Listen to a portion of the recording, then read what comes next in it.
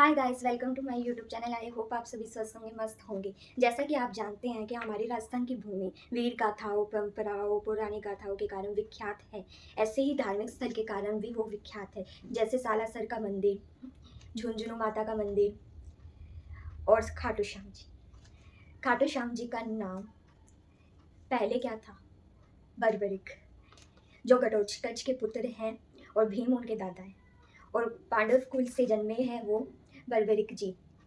बर्बरिक जी बचपन से ही तेजस्वी बुद्धिमान थे। उन्होंने तपस्या भी की हुई है बचपन में, जिसमें उन्होंने देवी की आराधना की हुई है और शिव जी की भी तपस्या की हुई है। जिससे पसंद होकर शिव जी ने उन्हें 3 बाण दिए थे, जिसमें 3 बाण की इतनी शक्ति है जिसमें वो किसी से भी परास्त नहीं हो पाते,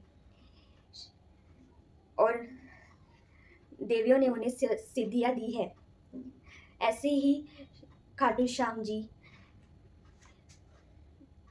चाहते थे कि महाभारत का युद्ध देखें, और उन्होंने देखा भी महाभारत का युद्ध। अपनी माँ से आज्ञा लेके आए थे कि महाभारत का युद्ध देखने जा रहा हूँ, और खाटू श्याम जी चल पड़े थे अपने घोड़े के साथ महाभारत का युद्ध देखने और लड़ने।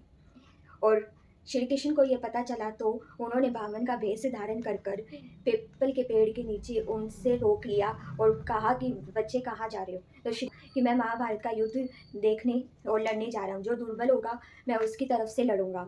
पर श्री कृष्ण जानते थे कि उनके पास 3 बाण है उनकी शक्ति को, और इसी को रोकने के लिए श्री कृष्ण ने कहा कि 3 बाण से क्या होगा तुम्हारा? जब श्री बाबा बोले कि ये 3 बाण ही बहुत काफ़ी है, तब श्री कृष्ण ने बोला दिखाओ अपने बाणों की शक्ति। तब बाबा ने अपने बाण की शक्ति दिखाई। बोले, ब्राह्मण देवता मतलब कृष्ण जी बोले कि इस पीपल के पेड़ को मैं पत्तों पर छिद्र करके दिखाओ।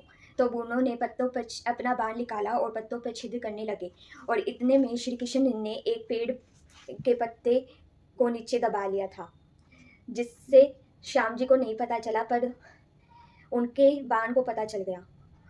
तब वो बाण सभी पत्तों पर छिद्र करके तो आ गया था बीच में, पर श्री कृष्ण के पैर के नीचे रुक गया था। फिर श्री कृष्ण के पैर हटाने पर ही बाण का पता चला, तो उस पर छिद्र हो गया और वो बाण खाटू जी के पास आ गया। इससे खाटू श्याम की शक्ति तो पहचान ली थी, पर उन्होंने कहा कि है ना खाटू श्री कृष्ण ने तुम दानवीर हो, दान दे के दिखाओ, मैं मांगूंगा वो तुम नहीं दे सकती। तो कृष्ण जी ने चैलेंज कर दिया खाटू श्याम जी को, और खाटू श्याम जी इस मानकर अपनी उस ब्राह्मण की आज्ञा मानकर अपना शीश, नहीं मैं दान कर सकता हूँ, तुम नहीं कर पाओगे। पर श्री कृष्ण ने बोला अपना सिर दान कर दो। पर श्याम जी हमारे लत्तादार ऐसे थे जो ने खुशी खुशी अपना शीश दान दे दिया कृष्ण जी को।